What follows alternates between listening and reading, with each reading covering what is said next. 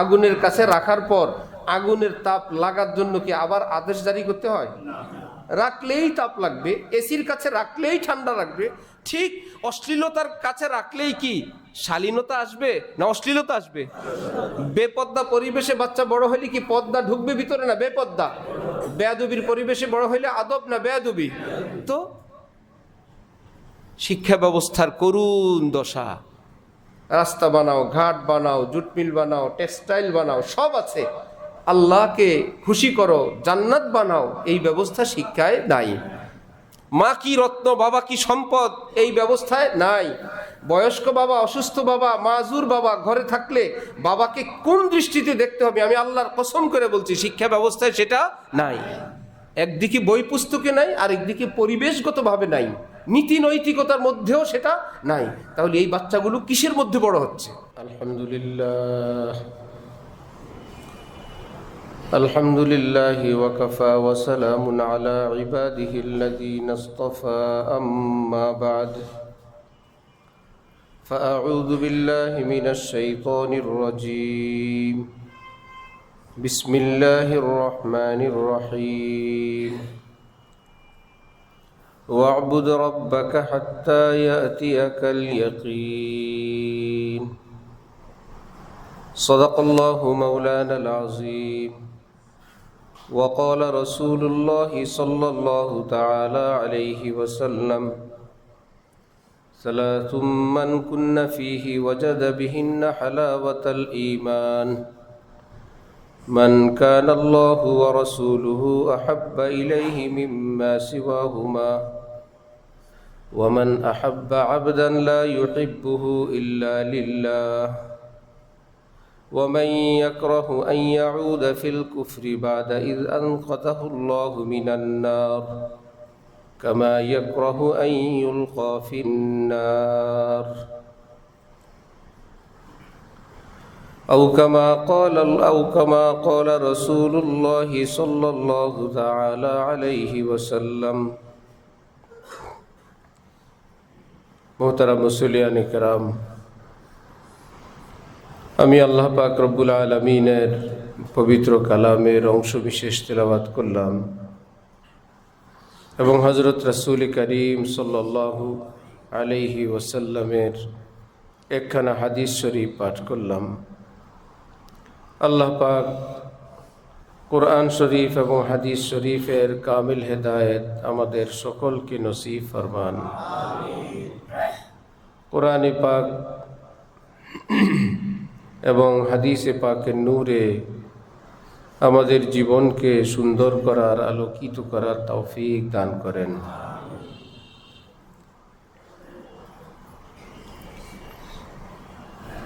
সারা পৃথিবীব্যাপী আমাদের দেশ বিদেশ মুসলমানরা আজকে অনেক বেশি মাত্রার ঝুঁকির মধ্যে, বিপদের মধ্যে।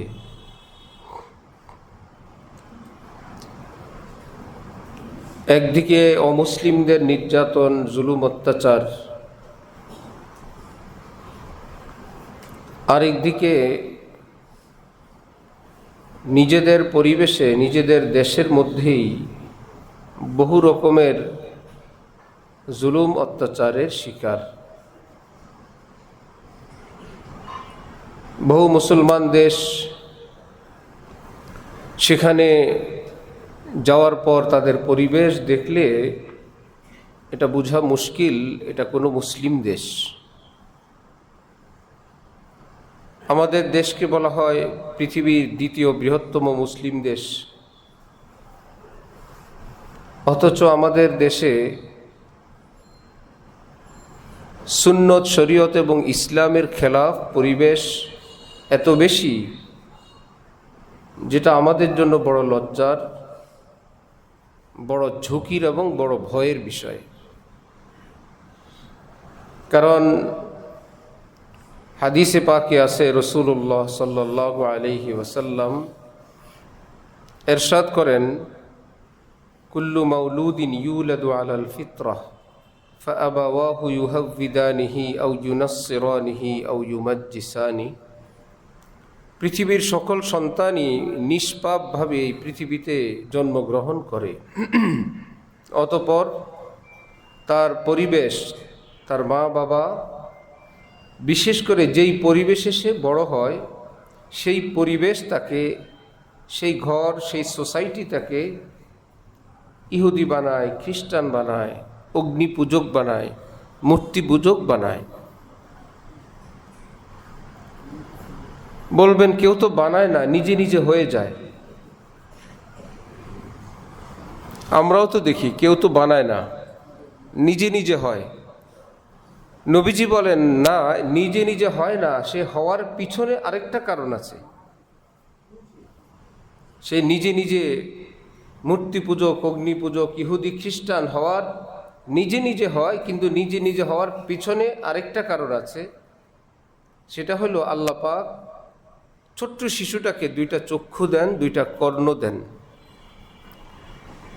এই দুইটা রেকর্ডার এবং ভিতরে একটা মস্ত বড় একটা সাদা মেমোরি দেন। সে যা দেখতে থাকে, যা শুনতে থাকে, এটা তার ভিতরে সেভ হইতে থাকে। খুব খেয়াল করবেন, যা সে দেখবে, যা সে শুনবে, এটা তার ভিতরে জমা হবে, পুঁজিভূত হবে, ধীরে ধীরে সে এমনই হবে।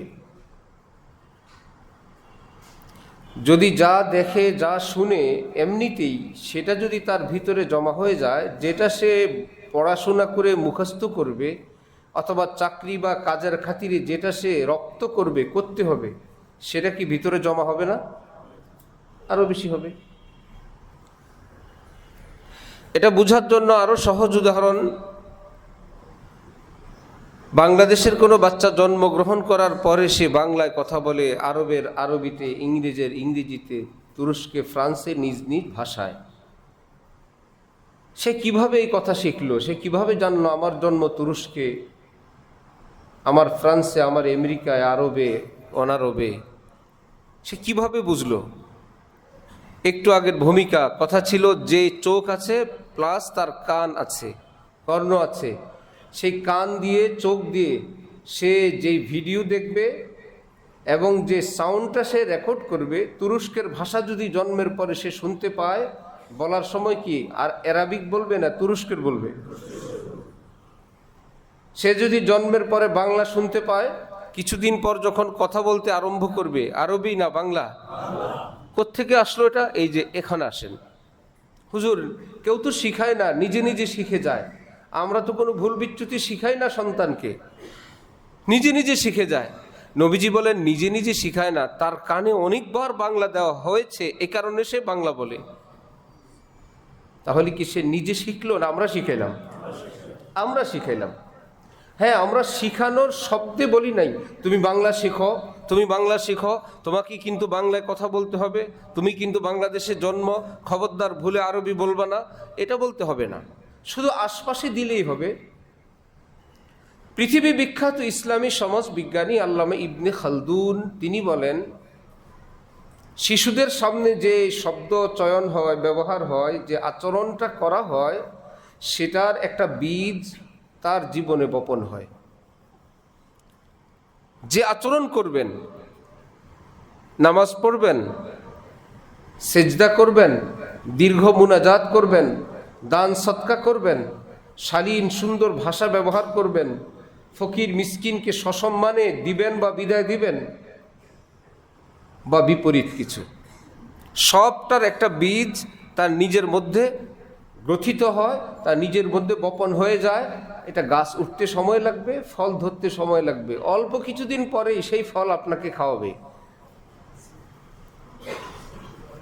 আপনি দেখবেন কি ব্যাপার, সে ফকিরটাকে একদম থ্রেট দিল, আমি যেভাবে দেই সেভাবে বহু আগে শিখে রাখছে। সে যেই শব্দে আপনি ফকির মিসকিন গরিবকে ধমক দিবেন, ঠিক হুবহু শব্দে সে দিবে। কিংবা আপনি সসম্মানে তাকে দিবেন কিংবা বিদায় দিবেন, ঠিক সেরকমই সে করবে। কোনো ঘরের ছোট্ট শিশু নাচে, কোনো ঘরের ছোট্ট শিশু সেজদা করে, একা একা নাচে, মা বলে বাবা বলে আল্লাহ রে কিয়ামতের আলামত, এইটুকুন ছোট্ট শিশু নাচা শিখলো কোত্থেকে? নবীজি বলেন তুমি শিখাইলা? না তো, আমি তো তাকে নাচ গান শিখাই নাই। এমনটা অসম্ভব। জন্মের পরে সে নাচ গান দেখে নাই, আর পৃথিবীতে এসে একা একাই নাচ গান আরম্ভ করবে, অসম্ভব। নাচ গানের কোনো ভিডিও সে দেখছে, সেখান থেকে তার ভিতরে সেটা আসছে, সে এখন সেটা রিপ্লাই দিচ্ছে। যে ছোট্ট শিশু সে এইরকম ইংলিশ কাটিং চুল কাটতে চায়, হুজুর, অবাক করা বিষয়। জানলো কোত্থেকে? নবীজি বলেন তুমি শিখাইলা? না, আমি তো শিখাই নাই। তুমি শিখানো লাগবে না, সামনে একখান টেলিভিশন দিয়ে রাখছো না, এত বড় মাস্টার, কত মাস্টারে ক্লাস করায় সেখানে, সে উস্তাদদের ক্লাসের থেকে শিখছে।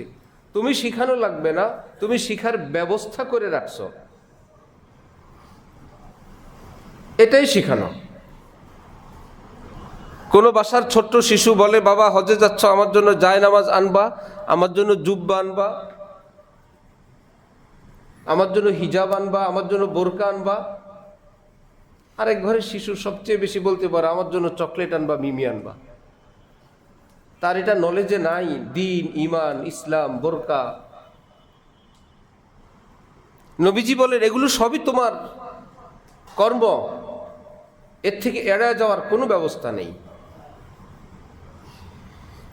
আবার যেখানে দেশে বাংলাদেশের আঞ্চলিক ভাষা, যেই বাচ্চা যেই অঞ্চলে জন্ম সে আঞ্চলিক ভাষায় কথা বলে, এটা জানলো কিভাবে? না হলে বাংলাদেশটা কোনো রকম আমরা বুঝাইলাম। ওই একই কথা সে ঘরের মধ্যে শুনছে, ছোটবেলায় জন্মের পর থেকে তার স্থানীয় ভাষা, সে যখন বলবে সে ভাষাটাই বলবে। হযরত ইমাম গাযালী রহমতুল্লাহ আলাইহি বলেন, ইন্নাত্তিবা তাসরিকু মিনাত্তিবা। মানুষের স্বভাব অপর স্বভাব থেকে চরিত্র চুরি করে, চরিত্র চুরি করে। যেটা দেখতে থাকবেন, আপনার তবিয়ত, আপনার স্বভাব, যাকে বারবার দেখবেন সেই বৈশিষ্ট্যগুলো অটোমেটিকলি আপনার ভিতরে আসবে, আপনি জানবেন না। এক পুকুরে যদি কই মাছ থাকে, শিং মাছ থাকে, শৈল মাছ, টাকি মাছ থাকে, পাশের পুকুরটা যদি শুধু লাইনটা খুলে দেয়, শেষে কি দাওয়াত দেওয়া লাগে? বলবেন আমি শুধু খুলে দিয়েছি, আমি তো আসতে বলি নেই। আসতে বলতে হবে না, শুধু এই সুহবত, এই সান্নিধ্য, এই পাশাপাশি থাকা, মধ্যখানের হিজাব, পর্দা, প্রতিবন্ধকতা উঠায় দেওয়া, তারপরে আর বলা প্রয়োজন নাই, শৈল মাছ, টাকি মাছ, তোমরা কিন্তু আমাদের পুকুরে আসবা, তোমাদের কিন্তু দাওয়াত দিতে হবে না, সে আসবে।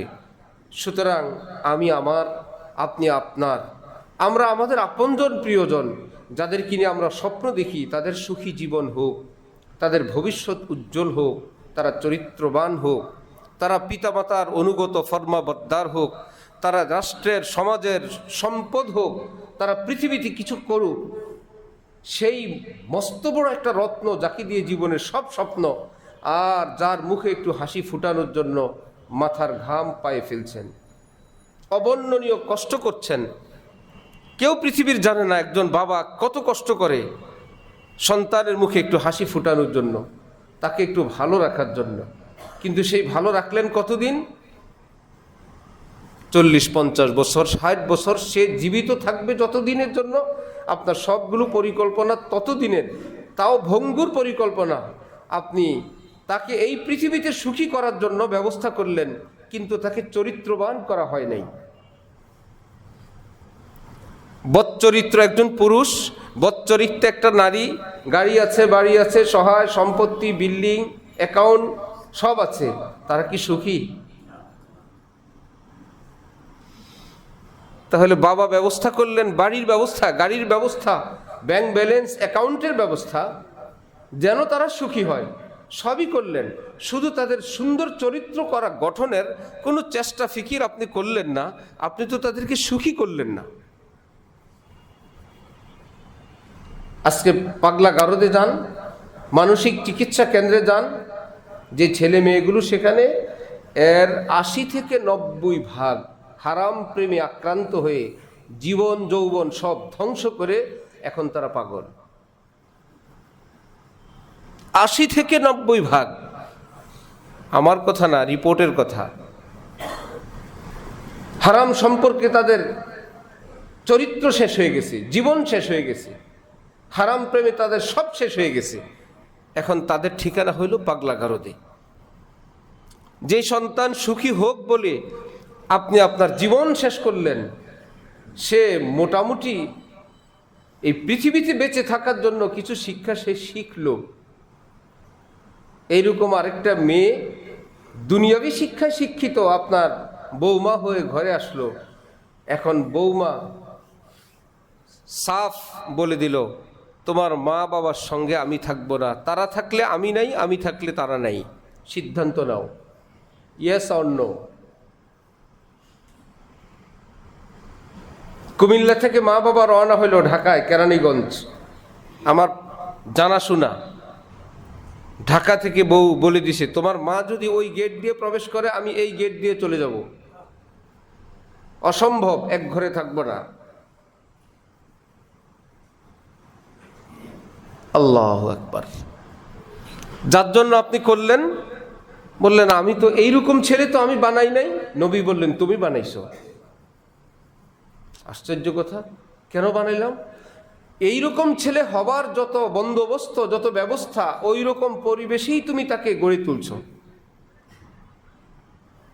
এখন সে যে অফিসে চাকরি করে, সে যেই সোসাইটিতে থাকে, তার বসের মা বৃদ্ধাশ্রমে, সে মাঝে মাঝে বসের পক্ষ থেকে টাকা দিয়ে আসে। এবার মা নিজেরও মাঝে মাঝে পিন নাকি আমার মা বাবাকেও দিয়ে দিব। নিজের কলিগ বলে হ্যাঁ বাবার বিলটা পাঠিয়ে দিলাম, মায়ের বিলটা পাঠিয়ে দিলাম। আরেকজন বলল সরি আমার তো গতকাল মায়ের মৃত্যু হয়ে গেছে, আমি ব্যস্ততার কারণে যেতে পারি নাই। শুনতেছে, কেউ বলবে না, শুধু তাকে শুধু শুনবে। এই পাশের জন 3/4 প্যান্ট পরলো, দেখতে দেখতে অপরজন অটোমেটিক ভিতরে আসবে। আরেকজন অশালীন পোশাক পরলো, এটা ধীরে ধীরে তার মধ্যে আসবে। শুধু একটা জিনিস তাকে দেওয়া হয়নি, ও আনা মিনাল মুসলিমিন, আমি একজন মুসলমান। এই পৃথিবীর মানুষ অনেক কিছু পারবে, আমি সব কিছু পারবো না। প্রত্যেকের ধর্মীয় বিশ্বাস ভিন্ন ভিন্ন আছে, কালচার ভিন্ন, চরিত্র ভিন্ন, কেউ পরকালে বিশ্বাসী, কেউ অবিশ্বাসী। আমরা আমানতু বিল্লাহি ওয়া মালাইকাতিহি ওয়া কুতুবিহি ওয়া রুসুলিহি ওয়াল ইয়াউমিল আখির ওয়াল কদরি খাইরিহি ওয়া শাররিহি মিনাল্লাহি তাআলা ওয়াল বাসি বাদাল মাউত। আমরা তো সেই অর্থে বিশ্বাসী, আমি আল্লাহর উপর ঈমান আনলাম। ওয়া মালাইকাতিহি, তার সমস্ত ফেরেশতা, ওয়া কুতুবিহি, তার আসমানি সবগুলো কিতাবকে আমি মানি, যার মেয়াদ যতদিন ছিল। ওয়া রুসুলিহি, আসমান থেকে আল্লাহ পাক অনেক নবী রসুল নির্ধারণ করেছেন এই পৃথিবীর জন্য। ওয়াল ইয়াউমিল আখির, এবং কিয়ামত দিবসের উপর এবং পরকালের উপর, মৃত্যুর পরে পুনরুত্থানের পর আল্লাহ পাকের সম্মুখে উঠতে হবে, এই বিশ্বাসের উপর, তাকদীরের উপর। এগুলো কি ছোটখাটো বিষয় না? ঈমানের বুনিয়াদ। একটাকে অস্বীকার করলে ঈমান থাকবে না। এমন না যে কোনো রকম হলে ঈমান হয়। এখন আমাদেরকে বলে, আপনাদেরকে কি বলবে? জেনারেল শিক্ষায় শিক্ষিত হয়ে আমাদেরকে বলে, বড় পদস্থ মানুষ, বড় আফসোস হয়। ইসলাম তো এসব ঠিক, এত বাড়াবাড়ি নেই। এই আমাকে দেখায় বলে, এই হুজুরদের কাছে গেলে দেখবেন ইসলাম অনেক কঠিন। ইসলাম তো এত কঠিন না। অর্থ কি বুঝেন? যে যে যতটুকু পারে নামাজ পড়বে, হুজুরদের কাছে গেলে বলবে 5 ওয়াক্ত পড়তে হবে, এটা কঠিন। যার ইচ্ছা দাড়ি রাখবে না, যে যতটুকু ইচ্ছে না, হুজুরদের কাছে গেলে বলবে 1 মুষ্টি রাখতে হবে। ইসলাম তো সহজ। যে পর্দা করবে না না, হুজুরদের কাছে গেলে বলবে নারী পুরুষ সকলেই শরীয়তের বিধান, কোরআনের বিধান, পর্দা করতে হবে। এখন একদিকে পদ, আরেকদিকে পয়সা, আরেকদিকে ক্ষমতা, আরেকদিকে দাপট, আরেকদিকে নেতৃত্ব। অধীনস্থ লোক তো তাদের অনেক থাকে, কারো ক্ষমতা নাই তাকে কিছু বলার। আপনাদের বাদামতলির এক হাজী সাহেব আমাকে বলছেন, যে ওনার সঙ্গে একজন আলেম দেওয়ার জন্য, সরল মনে মহব্বতের চোটে, যে আমার সঙ্গে একজন আলেম দিবেন, আমি কখনো কোনো ভুল করলে যেন আমাকে তিনি সতর্ক করেন, আমাকে বলে দেন। দেশ বিদেশে আমি যেখানে থাকি তিনি আমার সাথে থাকবেন। আমি বললাম যে আলেম আপনার বেতন ভুক্ত হবে, তিনি আপনার সঙ্গে থাকবে আর আপনার দোষ ধরে চাকরিটা নষ্ট করবে?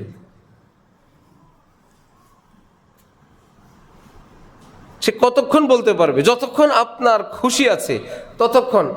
আপনার মন মাইন্ড চিন্তার বিপরীত কিছু বললে, যেটা বললে চাকরিটা যাবে, সে কথা বলতে পারবে? বললাম না, এইরকম লোক আপনাকে শাসন করতে পারবে না যে আপনার বেতনভুক্ত না, এইরকম কারো অধীন থাকেন।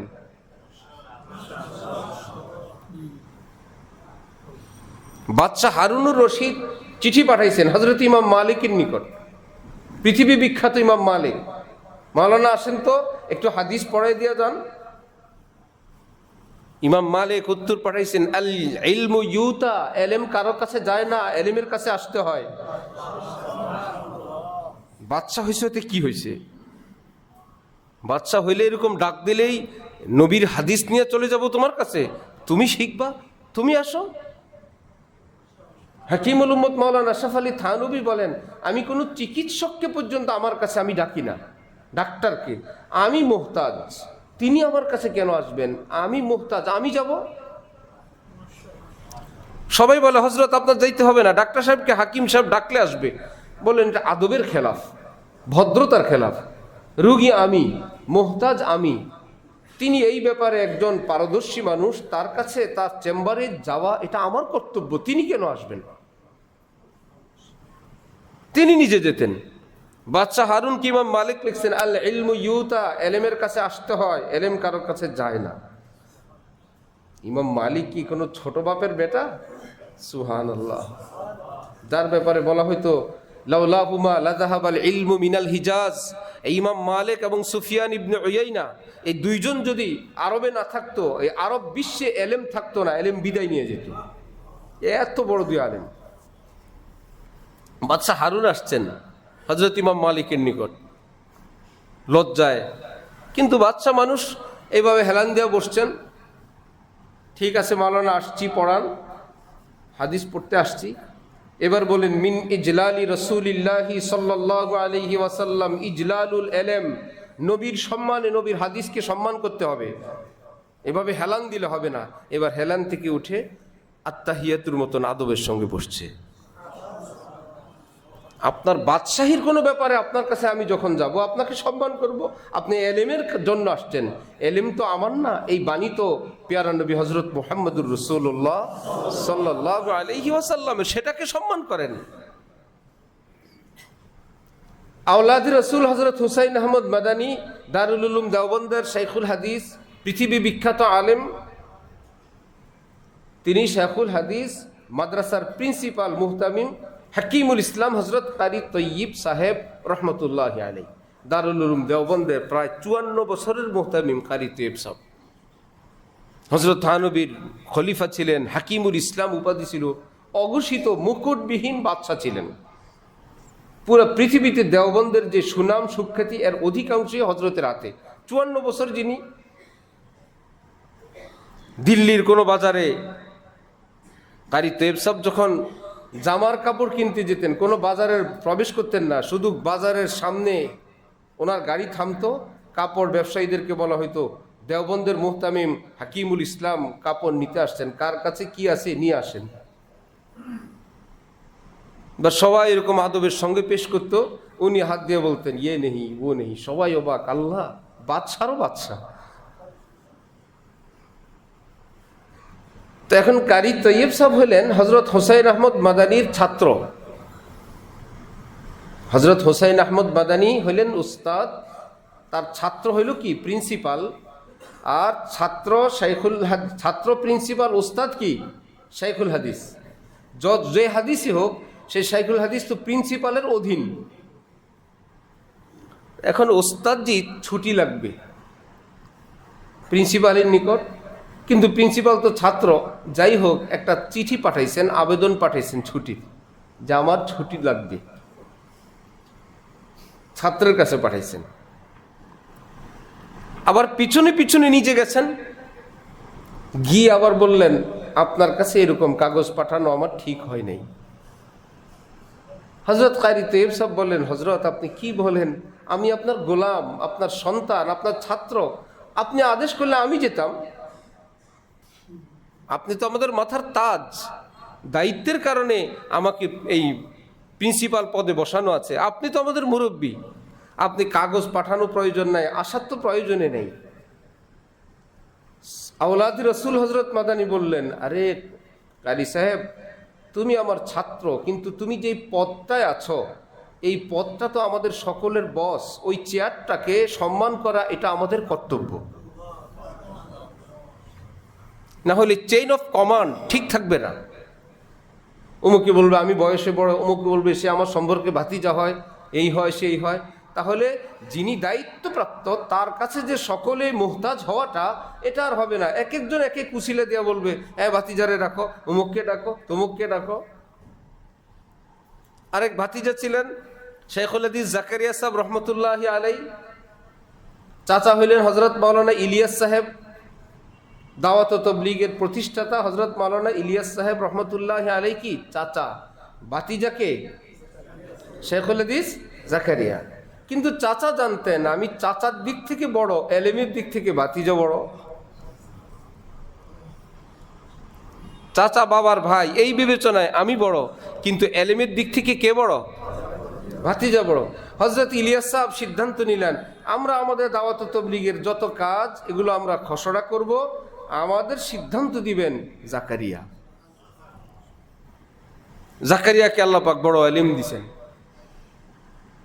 এর মধ্যে একটা সিদ্ধান্ত হলো, সারা পৃথিবীতে দাওয়াত ও তাবলীগের কাজ যেখানেই যাবে সব সাথীদের হাতে কালেমা খচিত পতাকা থাকবে, লাঠির মাথায় কালেমা, সবাই কালেমা হাতি নিয়ে এভাবে দাওয়াত দিবেন। সবাই বলে খুব সুন্দর, খুব ফাইন, খুব ভালো। এবার দস্তখত আনার জন্য ওনার কাছে গেলে হযরত শেখুল হাদিস সাহেব বললেন, সাহাবাই কেরাম, তাবিন, তাবে তাবিন থেকে 1400 বছর পর্যন্ত ইসলামের দাওয়াতের কাজ চালু ছিল। এমন না যে দাওয়াত তাবলীগ আপনি শুরু করছেন, একটা ধরন শুরু হয়েছে, কাজের একটা সিস্টেম নতুন, কাজটা তো কিনা নতুন না। বিভিন্নভাবে কাজ আগেও ছিল, এখনো আছে, ভবিষ্যতেও কি থাকবে। এমন না যে তাবলীগ আসার কারণে ইসলামের দাওয়াত ও তাবলীগ সব এক তাবলীগের ভিতর ঢুকে গেছে, এমন না। তাবলীগ শুরু হয়েছে ইলিয়াস সাহেবের হাতে, এমনও না। উনি শুরু করার কি ইসলামের জিনিস, দাওয়াতের কাজ বিভিন্নভাবে নবীজির যুগ থেকেই চলছে, ধরনটা ভিন্ন। ভাত মাছ এই জিনিস আগেও খেত, এখনো খায়, আগে এক প্লেটে, এখন আরেক প্লেটে। আগে মাটির প্লেটে, এখন সিরামিক প্লেটে। তাহলে কি সিরামিক্সের কারণে এটা কি নতুন কিছু হইল না সিস্টেম পরিবর্তন হইল? সিস্টেম পরিবর্তন। এমন না যে যেদিন থেকে সিরামিকের প্লেটে ভাত খাওয়া শুরু হয়েছে এই পৃথিবীর মানুষ ভাত খাওয়া এদিনই শুরু করছে, ভাত বহু আগে খায়। পদ্ধতি ভিন্ন, তরিকা ভিন্ন, ভাত খাওয়া শুরু হয় নাই, ভাত খাওয়া বহুত আগের পদ্ধতি। যাই হোক নাই হোক, বললেন দাওয়াত এই তাবলীগ এটা নবীজির যুগে যুগে আল্লাহ পাক যার দ্বারা যখন যেভাবে কাজ নেন চলছে। যেই বান্দাকে আল্লাহ বেশি ভালোবাসেন তার কাজটা আল্লাহ বড় বানায় দেন, মাকবুল বানায় দেন। যেমন দারুল উলুম দেওবন্দ, সেখানে কি শেখানো হয়? এলেম। দারুল উলুম দেওবন্দে কি শেখানো হয়? এলেম শেখা কি ফরজ, সুতরাং দেওবন্দে ভর্তি হওয়া ফরজ। বলা যাবে? কেন যাবে না? ওই এলেম শিখায় না? এলেম শিখা ফরজ না? বলে এলেম শিখা ফরজ, তারা এলেমও শিখায়, এই দুইটা মানলাম। শেষের যে লাইনটা বললেন দেওবন্দে ভর্তি হওয়া ফরজ, এইটা আছে কোথায়? এইটা তো পৃথিবীতে কোথাও নাই। আমি যদি কোনো মক্তবে শিখি, কারো কাছে শিখি, যে কোনোভাবে শিখি, তাহলে এলেম শিখা ফরজ, সেটা কি আদায় হবে না? তা আপনার মাদ্রাসায় ভর্তি হওয়া ফরজ আপনি কেন বললেন? এটা বলা সহি না। ঠিক দাওয়াত ও তাবলীগ সারা বিশ্বব্যাপী যে এক কাজ আল্লাহ পাক ইলিয়াস সাহেব দ্বারা শুরু করছেন, এটার অর্থ এই না যে দাওয়াত ও তাবলীগ ইসলামের এই তাবলীগটা উনি শুরু করছেন, না নবীজি শুরু করছেন। নবীজি শুরু করলে ওনার আগে এই কাজটা ছিল না, এইভাবেই ছিল না, অন্যভাবে।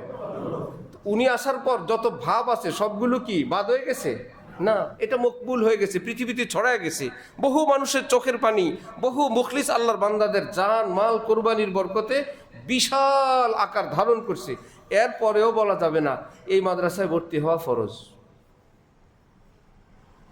যে কোনোভাবে যদি কেউ তাবলীগ করে নেয়, যেমন আগে করছে এখন করবে, আগামীতে করবে, এমন না যে এটা আসার পর আগের গুলো বাদ, আর কোনোটা চলবে না, এটা আসমানি কিতাব, আগের সব কিতাব মানসুখ, এটা বলার সাহস এই পৃথিবীতে কারো নেই।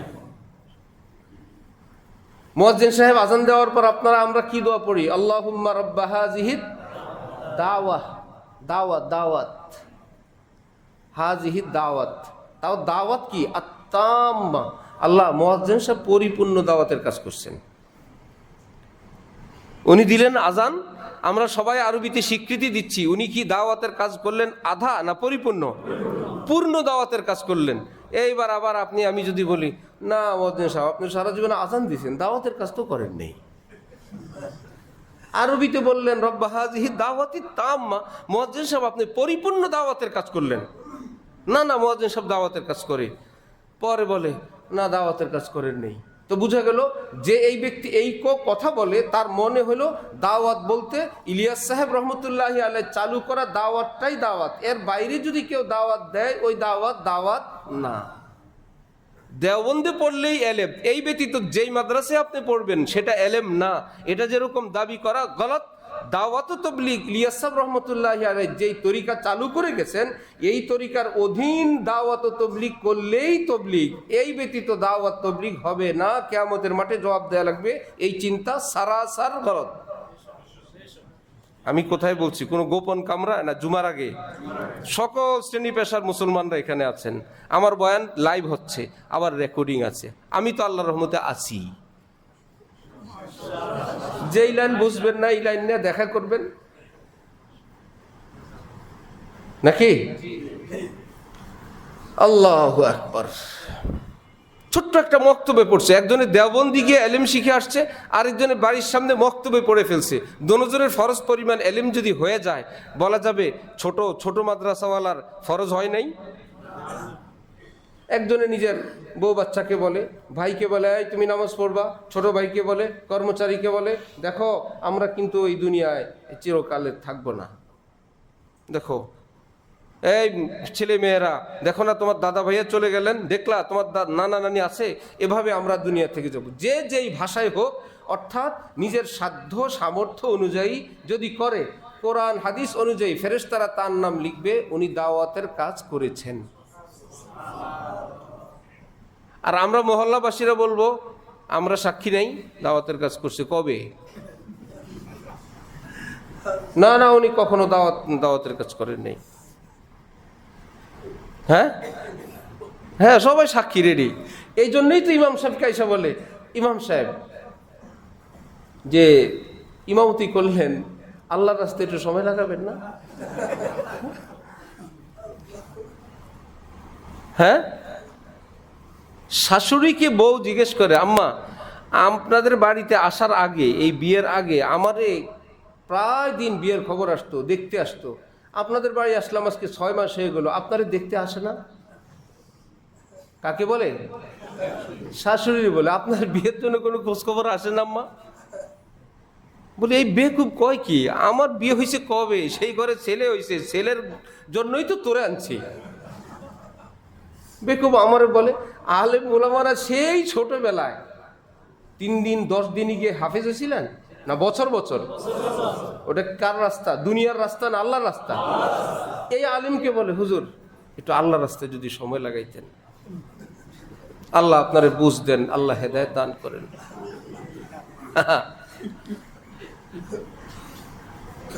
আবার দোয়া করে আল্লাহ বুঝ দিলে ইনশাল্লাহ আসবে। আবার নতুন ইবলিসি শিখছে, এলেম শিখছে, ইমান তো শিখে নেই। হযরত ওমর থাকলে দাঁত ফেলায় দিত, দাঁত। ইসলামী আদালত তিনি একদম ঝুলে রাখতো ঘন্টা ঘন্টায় বেয়াদবকে। আলেম ওলামা মাদ্রাসায় এলিম শিখছি, ইমান শিখে নাই। তুমি 2 নম্বরই ব্যবসা করে মাসে 3 দিনই গিয়ে ইমান শিখছো, শয়তান। আলিমদের ব্যাপারে? আলিমরা নায়েবে রসুল, এলিম দিয়ে ইমান না শিখেই। আল উলামা ওয়ারাসাতুল আম্বিয়া, আলিমরা নবীর ওয়ারেস, ইমান না শিখেই নবীর ওয়ারেস। এ তো ওই মানুষের কথা হইল যে যেই লোক ধোঁকাবাজ, কথা ঠিক নেই, 100 বার ওয়াদা করছে, সেই লোক ওয়াদা অত টাকা আদায় করে না।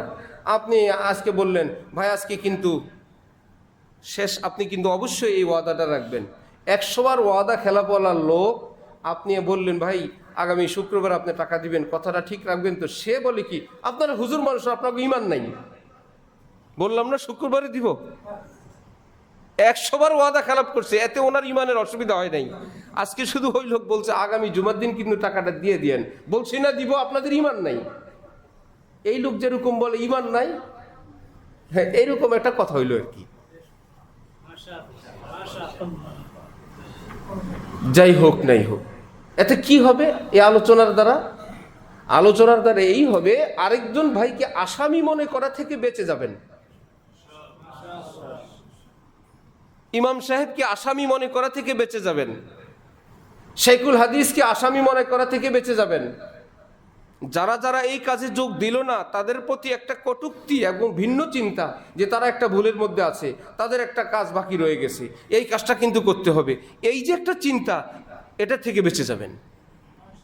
এই কাজটা ছোট না, এই কাজটা অনেক বড়। এটা একটা তাবলীগ, এটা কি দ্বীনের কথা না? খুব সূক্ষ্ম কথা। যখন মনে হবে আল্লাহ, যেমন আমাদের রাষ্ট্রের মন্ত্রণালয়গুলো সবগুলোর নাম কি এক না ভিন্ন ভিন্ন? একদম সত্য বলেন তো, কোনো মন্ত্রণালয় জীবনে বলছিল আমরাই সরকারের অরিজিনাল মন্ত্রণালয় পরিচালনা করি? এগুলো সব ভুয়া বলে। আরে বাবা, একটা রাষ্ট্র, এটার অনেক মন্ত্রণালয়, সবাই মিলে আমরা একটা রাষ্ট্র পরিচালনা করি। তাহলে ইসলামের মন্ত্রণালয়গুলো কত?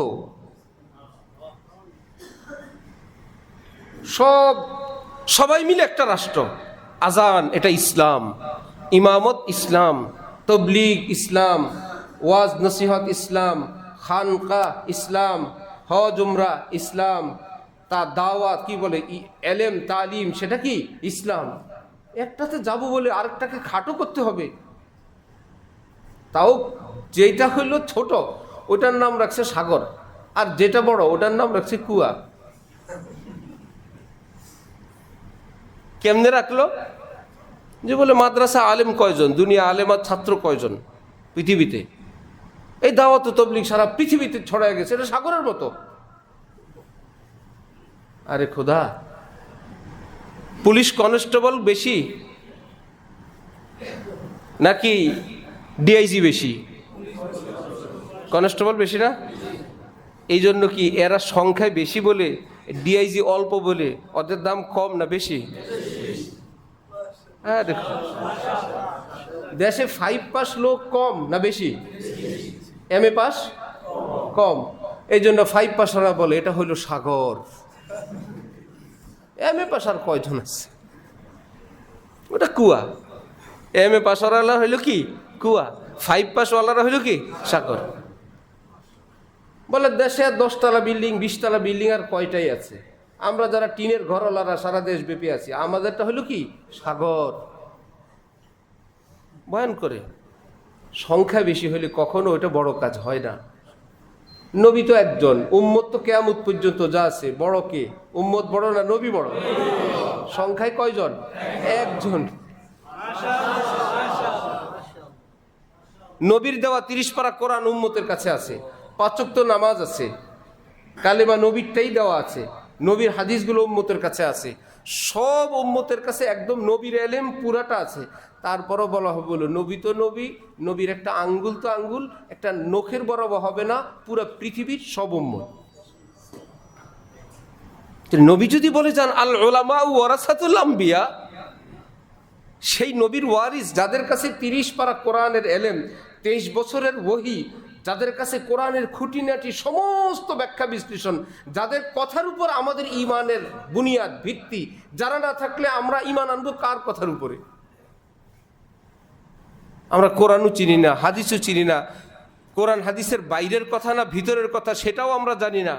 যে আলেমদের বরকতে আমাদের ইমান, ওই আলেমদের এলমে দ্বীনের খেদমতের নাম রাখছে কুয়া। এটাকে বলে ডাবল জাহেল, অর্থাৎ জানে না, এটা হলো সিঙ্গেল। যে জানে না সে কি?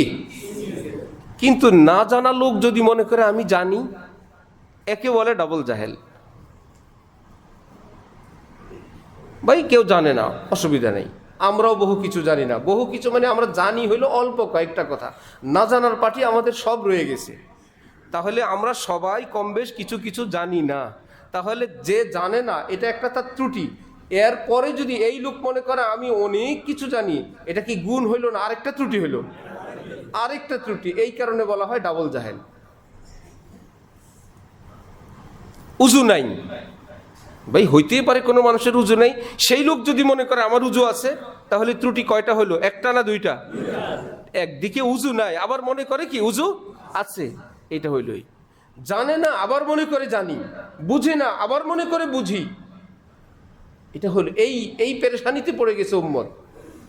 আমরা কথার গোড়ায় চলে যাই। শেখুল হাদিস জাকারিয়া মনে আছে? উনি বললেন ইসলামের কাজ কোনো আপনারা শুরু করেন নাই, এই কাজ শুরু হয়েছে নবীর যুগে, এর ধারা ভিন্ন ভিন্ন। আবার জোশের চোটে সাথীদেরকে কাজের প্রতি আগ্রহী করার জন্য বললে, দেখছেন সাহাবাই কেরামের এক একজনের কবর তুরস্কে, সিরিয়া, ইরাকে, মিশরে। কারণ কি জানেন? না তো জানি না। বলে বিদায় হজের ভাষণের দিন নবীজি বলছেন যে যে যেখানে আসো আমার দিন ইসলাম নিয়ে ছড়ায় পড়ো, যার ঘোড়া যেদিক ফিরানো ছিল রওনা হয়ে চলে গেছে। সবাই বলে সুবহানাল্লাহ, এত আর আজকে মসজিদ থেকে আর বাড়িতে যাব না। বিদায় হজের ভাষণ নবীজি দিছিলেন কয় তারিখে? আরাফার দিন। আরাফার দিন হলো কয় তারিখ? 9 তারিখ। 9 তারিখে আরাফা হওয়ার পর 10 তারিখে ফরজ তওয়াফ না হলে হজ হয় না। আরাফার দিনের পরে 10 তারিখ থেকে কি ফরজ তওয়াফ। তার মানে সাহাবাই কেরাম ওই বছর ফরজ তওয়াফ করেন নাই। কথার জন্য কথা, মুখে আসলেই বলবেন। এক মূর্খ আরেক মূর্খ থেকে শিখবেন, এক জাহেল আরেক জাহেলের থেকে শিখবেন। এটা দ্বীনের খেদমত হইল না ক্ষতি হইল? এটা দাওয়াত ও তাবলীগের উপকার হইল না ক্ষতি হইল? নাকি পক্ষে বললেই হয় না? এলেমের কাজ এলেমের ভিতরে থাকতে হবে। এই জন্যই তো হযরত ইলিয়াস সাহেব 100 বার বলছেন, 1000 বার বলছেন, আমি 6টা কথা বললাম, এর বাইরে ডাক্তারি করবা না, তোমরা ডাক্তার না, এর বাইরে তোমরা অপারেশনে যাও না, কথায় যাও না, এই 6টা নিয়েই থাকো। না, একটু কথা শিখছে, জোড়াতালি শিখছে, বাস দুনিয়ার আকথা কুকথা বলতে গিয়েই এই 9 তারিখে সাহাবাই কেরাম যার ঘোড়া যেদিক ফিরানো ছিল সেদিক চলে গেছে। আস্তাগফিরুল্লাহ। আলেমরা শুনে বলে জাহিল কি বলে, 10 তারিখে ফরজ তওয়াফ বাকি রয়েছে না, নবীজি এবং সাহাবাই কেরাম হজ বাদ দিয়ে চলে গেছেন। ইলা আখিরিহি। আল্লাহ আমাদেরকে উম্মতি মুসলিমাকে হেফাজত করেন। একটাই শাস্তি, এটা হক্কানি আলিম ওলামাদেরকে এড়ায় যাওয়ার আযাব। বুঝতেছেন? সহিভাবে দিন পায় নাই, দিন নিয়েই আছে, দিনের একটা অংশ। দিন নিয়ে আছে মানে কি? দিনের একটা অংশ নিয়ে আছে, সেই অংশের উপরে এত ডুবা ডুবছে। আমি যে বলি অঙ্ক স্যার এমন মগজ ধোলাই করছে, ছাত্র অঙ্কে 100, বাকিগুলোই ফেল। আরেকজন কি ইংরেজি মাস্টার এমন মগজ ধোলাই দিছে, ইংরেজিতে 100, বাকিগুলো কি ফেল। তাহলে বার্ষিক পরীক্ষার ছাত্রটা কি পাশ করবে না ফেল করবে? সে তো বলবে আমি ইংরেজি 100, বাবা ইংরেজি 100, এতে তো আর হয় না। সবগুলো নাম্বার মিলে হইল কি উপরের ক্লাস। আমার ছোট ছেলে হোমায়েতকে আমি বললাম, মা বাবা দুইজন আমরা সামনে, বলো তো তোমাকে বেশি আদর করে কে? সে বলে দোনোজন সমান। এখন তার মা বললো, তোমার বাবা কি তোমাকে সবসময় খাওয়ায়, তোমার গোসল করায়, জামা কাপড়গুলো তোমার গায়ে দেওয়া দেয়, এগুলো আমি দেই না, সমান কিসের? সে বলল এই কিতাবে তুমি একটু নাম্বার বেশি পাইছো।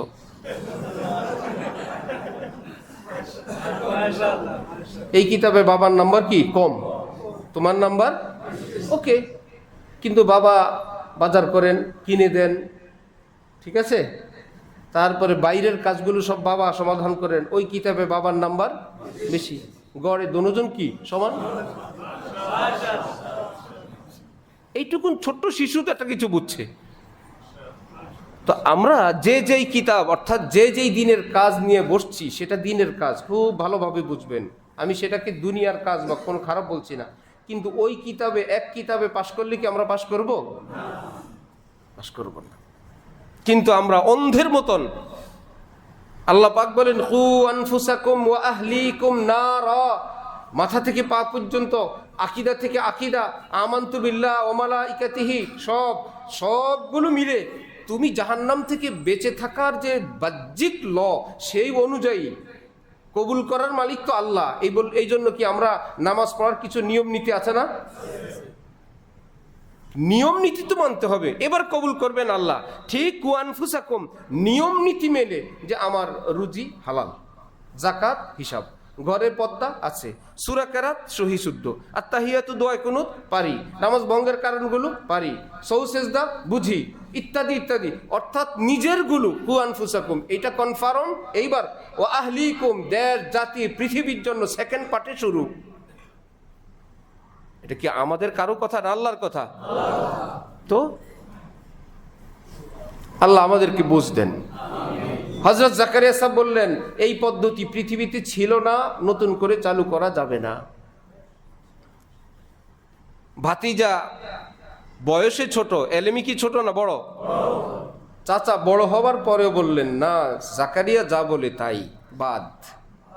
সুবহানাল্লাহ। এলেমের প্রতি কতটা শ্রদ্ধা জানাইলেন। এখানে চাচাগিরি দেখলে হবে না।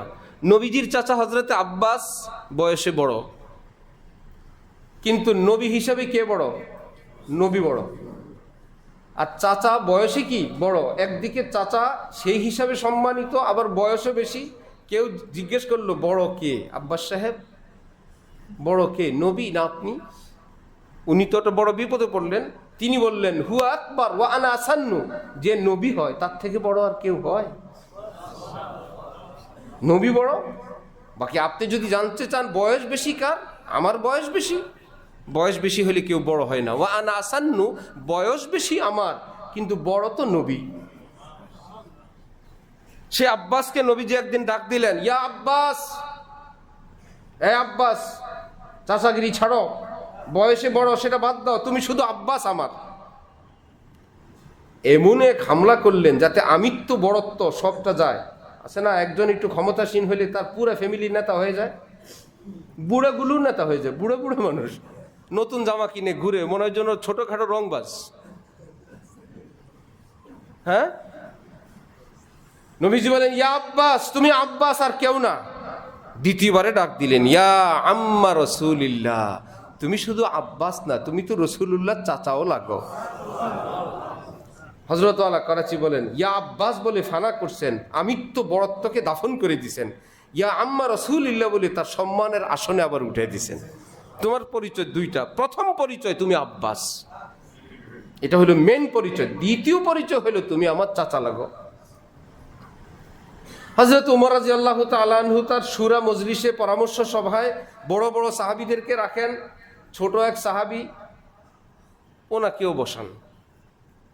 উনি হলেন হযরতে আব্দুল্লাহ ইবনে আব্বাস। আব্বাস এ আব্বাসের ছেলে। অন্যান্য সাহাবায়ে কেরাম সিনিয়ররা বিষয়টাকে একটু ভালো দৃষ্টিতে দেখলেন না, যে আমরা মুরব্বীরা বসে এক জায়গায়, পিচ্ছি একটাকে হযরত ওমর সাহেব বসান। পিচ্ছি বলতে হযরত রাসূল সাল্লাল্লাহু আলাইহি ওয়াসাল্লাম দুনিয়া থেকে বিদায় নেওয়ার সময় হযরত আব্দুল্লাহ ইবনে আব্বাসের বয়স 11-12, মাত্র 11-12। হযরত আবু বকর সিদ্দিক খেলাফত করলেন 2.5 বছর। তাহলে 12 যদি ধরি, 12 আর 2.5 কত? 14.5। তো এইটুকুন অল্প বয়সই তো হইল। সিনিয়ররা বসেন মশওয়ারায়। তো হযরত ওমর দেখলেন যে আমি আব্দুল্লাহ ইবনে আব্বাসকে বসাই, এটা তো সবাই একটু ভালো দৃষ্টিতে দেখে না। ঠিক আছে, একটু পরীক্ষা নেই একদিন। আচ্ছা, আপনি সূরা ইযা জাআ নাসরুল্লাহ তাফসীর করেন তো। সবাই তাফসীর করলেন। একদম সবার শেষে আব্দুল্লাহ ইবনে আব্বাসকে বললেন তুমি করো। ইযা জাআ নাসরুল্লাহি ওয়াল ফাতহ ওয়া রাআইতান নাসা ইয়াদখুলুনা ফি দীনিল্লাহি আফওয়াজা ফাসাব্বিহ বিহামদি রাব্বিকা ওয়াস্তাগফির। যখন দলে দলে মানুষ ইসলামে আসবে, আপনি আল্লাহর তসবিহ পালন করুন এবং ইস্তেগফার পড়ুন। ইন্নাহু কানা তাওয়াবা, আল্লাহ পাক অধিক তওবা কবুলকারী।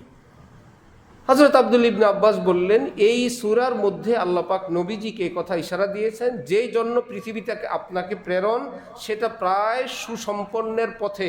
আপনি পরকালের জন্য প্রস্তুতি গ্রহণ করুন। আপনার দুনিয়াতে থাকার টাইম শেষ। এটা আয়াতের মধ্যে নাই, বাহ্যিকভাবে অন্যরা তাফসির করছে, অন্যান্য তাফসির এই তাফসির। কি ব্যাপার? এখন এক দুই সাহাবী বলে, জি জি আমিও তো এভাবে শুনছিলাম নবীজির থেকে, আমি ভুলে গেছিলাম। এখন বলে এই তাফসির কি সহি আছে? এখন বড়রা বলে জি জি, আপনারা তো কেউ পারলেন না, পিচ্ছি তো পারলো। আতালুমুনি বাদা হাযাল ইয়াউম, আজকের পরেও যদি আপনাদের সূরা কমিটিতে এই ছোট সাহাবী আব্দুল্লাহ ইবনে আব্বাস থাকে, আপনাদের কারো কোনো আপত্তি আছে? সবাই মাথা নিচু করে ডানে বায়ে নাড়ে আর বলে জি না জি না জি না। যাকে আল্লাহ এলেম দেন, আল্লাহ তাকে বড় বানায় দেন। এলেমওয়ালাই বড়, এলেমওয়ালাই বড়। আল্লাহ আমাদেরকে দিন বুঝার তৌফিক দান করেন। একদম শুরুতে যাই, বয়ান শেষ করি। ছোট্ট বাচ্চারা কি পৃথিবীতে কিছু শিখে আসে না এসে শিখে? আমরা বলি তারা নিজেরা শিখছে, নবী বলেন তুমি শিখাইছো। আশ্চর্য কথা, আমরা শিখাই নাই, নবী বলছে শেখাও নাই। সে দেখার এবং শোনার এমন একটা পরিবেশে রাখছ, সে যা দেখছে যা শুনছে, এখন তার ভিতরে সেটা সেভ হওয়ার পর এখন সে সেটা রিপ্লাই দিচ্ছে। ওই জায়গাটায় তোমার রাখাটাই তোমার শেখানো। আগুনের কাছে রাখার পর আগুনের তাপ লাগার জন্য কি আবার আদেশ জারি করতে হয়? রাখলেই তাপ লাগবে। এসির কাছে রাখলেই ঠান্ডা রাখবে। ঠিক অশ্লীলতার কাছে রাখলেই কি শালীনতা আসবে না অশ্লীলতা আসবে? বেপর্দা পরিবেশে বাচ্চা বড় হইলে কি পর্দা ঢুকবে ভিতরে না বেপর্দা? বেয়াদবির পরিবেশে বড় হইলে আদব না বেয়াদবি? তো শিক্ষা ব্যবস্থার করুণ দশা। রাস্তা বানাও, ঘাট বানাও, জুট মিল বানাও, টেক্সটাইল বানাও, সব আছে। আল্লাহকে খুশি করো, জান্নাত বানাও, এই ব্যবস্থা শিক্ষায় নাই। মা কি রত্ন, বাবা কি সম্পদ, এই ব্যবস্থায় নাই। বয়স্ক বাবা, অসুস্থ বাবা, মাজুর বাবা ঘরে থাকলে বাবাকে কোন দৃষ্টিতে দেখতে হবে, আমি আল্লাহর কসম করে বলছি শিক্ষা ব্যবস্থায় সেটা নাই। একদিকে বই পুস্তকে নাই, আরেকদিকে পরিবেশগতভাবে নাই, নীতি নৈতিকতার মধ্যেও সেটা নাই। তাহলে এই বাচ্চাগুলো কিসের মধ্যে বড় হচ্ছে? আরেকদিকে মোবাইল, আরেকদিকে অশ্লীলতা, আরেকদিকে হারাম সম্পর্ক, অফিস আদালতে চাকরি হইতে লাগে টাকা, অফিস আদালতে অন্যায় লেনদেন, সকল পাঠে পাঠে এই যে একটা অন্যায়, অনাচার, সুদ, ঘুষ, মিথ্যা, অশ্লীলতা, অনইসলামিক শিক্ষা ব্যবস্থা, অনইসলামিক পরিবেশ, এর মধ্যে আমি আপনি বেঁচে আছি ইমান নিয়ে, খোঁজ নিয়ে জানা যাবে। অধিকাংশ মুসল্লি বলবেন ছোটবেলায় মক্তবে পড়ছিলাম, বাসায় পড়ছিলাম, আলিফ বাতা পড়ছিলাম, কোনো আলেম আল্লাহওয়ালার কাছে শিখছিলাম, দাওয়াত ও তবলিগে গেছিলাম, কোনো হক্কানি আল্লাহওয়ালা থেকে এটা মাহফিলে শিখছিলাম। আমাদের পরবর্তী প্রজন্ম কোথায় শিখবে? এত কিছু দেখার পর, শোনার পর, শেখার পর আমাদের এই অবস্থায়। নাম্বার 2, আমাদের যুগটা নবীজির যুগের কিছুটা কাছে, আগামী যুগটা কি নবীজির কিছুটা কাছে না কিছুটা দূরে? আলো থেকে যত, লাইট থেকে যত দূরে যাবেন, আলো তত কমবে, অন্ধকার তত গ্রাস করবে। এইরকম একটা পরিবেশ আমাদের সামনে। আমাদের সকলের কঠিনভাবে সজাগ, সচেতন, দায়িত্বশীলতার সঙ্গে নিজের দিন, ঈমান, আকীদা, পাশাপাশি নিজের বিবি, বাচ্চা, তাদের দিন, ঈমান, আকীদা, শুধু তাদের এই জীবনটাকে সুন্দর করার জন্য না, বাস্তবেই জীবনটা সুখময় এবং পরকালটা সুন্দর বানানোর দায়িত্ব অভিভাবকের। শুধু টাকা পয়সা, ঘর বাড়ি দেওয়া না, চরিত্রবান বানানো এবং পরকাল সুন্দর বানানোর কর্তব্য আমাদের উপর। আল্লাহ আমাদেরকে তৌফিক দান করেন। ওয়া আখিরু দাওয়ানা।